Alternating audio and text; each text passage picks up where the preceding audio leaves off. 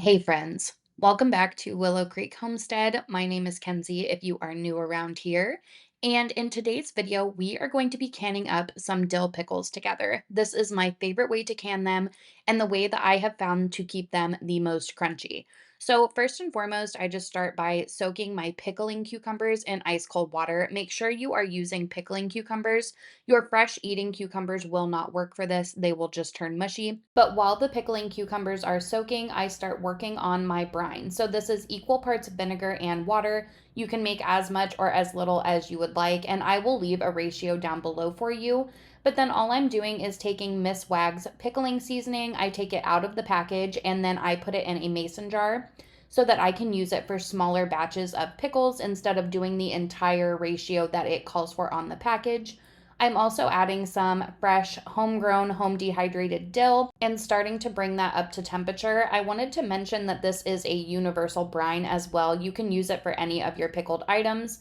So then basically for the cucumbers, you just want to chop the top and bottom off. And then if they are too long, make sure you're slicing them down so that they fit in the jar accurately and they don't inhibit your seal. If these are too long or are poking up on the lid too much, it can make it to where it doesn't seal. I have had that happen to me before. So definitely make sure you're chopping these to fit in the jar. But we are going to do long slices and then we are also going to do sandwich slices.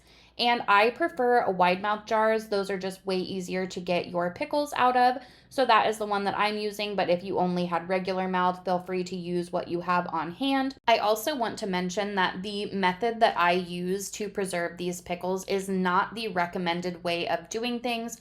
I just want to throw that out there. If you are new to canning, I will leave the exact recommended way to do this down below.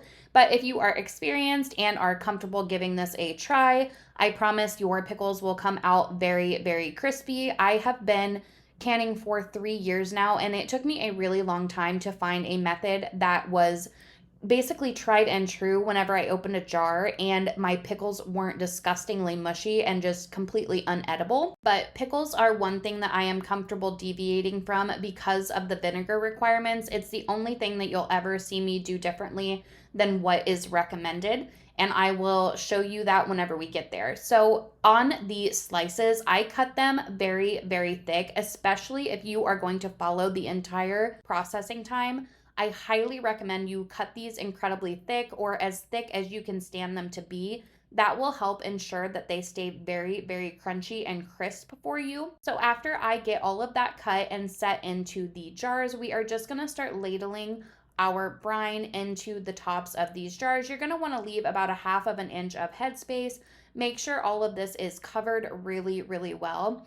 And I absolutely love making this brine, you guys. It took me forever to finally try the Miss Wags seasoning packets, but it is absolutely identical to the pickles that you would buy in the store.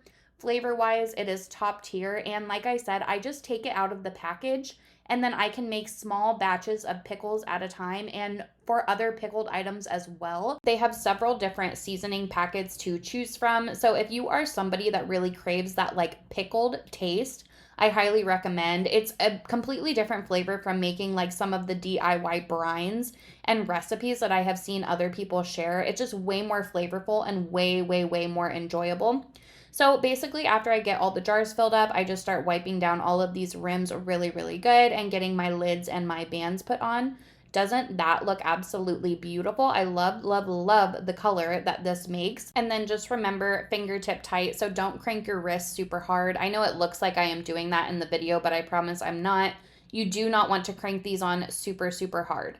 So this is where I deviate from what is recommended. I get my canner heated up, I get everything about the same temperature, and then I only process these for 1 minute. 1 minute, when the water starts to boil, I take them out.